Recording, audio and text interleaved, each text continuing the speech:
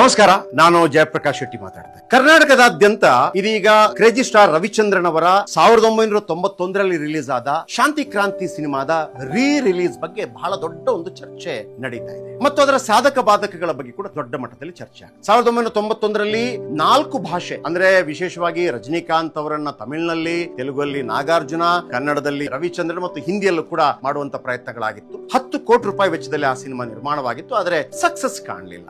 ಈಗ ಅಂತ ಒಂದು ಅದ್ಭುತ ಪ್ಯಾನ್ ಇಂಡಿಯಾ ಸಿನಿಮಾ ಆಗ್ಲೇ ಮಾಡಿದ್ರು, ಈಗ ಅದನ್ನ ಮತ್ತೆ ರಿಲೀಸ್ ಮಾಡಿ ನಾವು ಗೆಲ್ಲಿಸ್ತೀವಿ ಅಂತೇಳಿ ಅಭಿಮಾನಿಗಳು ಹೇಳ್ತಾ ಇದ್ದಾರೆ. ಆದ್ರೆ ನನ್ನ ಒಂದು ಅಪೀಲ್ ಏನಪ್ಪಾ ಅಂತಂದ್ರೆ, ರವಿಚಂದ್ರನ್ ಅವರ ತಂದೆ ವೀರಸ್ವಾಮಿ, ಈಶ್ವರಿ ಪ್ರೊಡಕ್ಷನ್ ಮತ್ತು ರವಿಚಂದ್ರನ್ ಇವರು ಕನ್ನಡ ಚಿತ್ರರಂಗಕ್ಕೆ ಕೊಟ್ಟಂತ ಕೊಡುಗೆಗಳೆಷ್ಟು, ಎಂತೆಂತ ಸಿನಿಮಾಗಳನ್ನು ಕೊಟ್ಟಿದ್ದಾರೆ. ರವಿಚಂದ್ರನ್ ಅವರ ಸಿನಿಮಾಗಳನ್ನು ತಗೊಂಡ್ರೆ ಪ್ರೇಮಲೋಕ, ರಣಧೀರ, ಅಂಜದ ಗಂಡು, ಯುಗ ಪುರುಷ, ಪೋಲಿ ಹುಡುಗ, ಪುಟ್ನಂಜ, ರಾಮಾಚಾರಿ, ಶಾಂತಿ ಕ್ರಾಂತಿ, ಈ ಎಲ್ಲ ಸಿನಿಮಾಗಳ ಹಾಡುಗಳನ್ನ ನಾವು ದಶಕಗಳಿಂದ ಕೇಳ್ಕೊಂಡು ಬರ್ತಾ ಇದ್ದೀವಿ. ಈಗಲೊಂದು ಪಾರ್ಟಿ ಮಾಡಬೇಕು ಅಂತಂದ್ರೆ ನಮಗೆ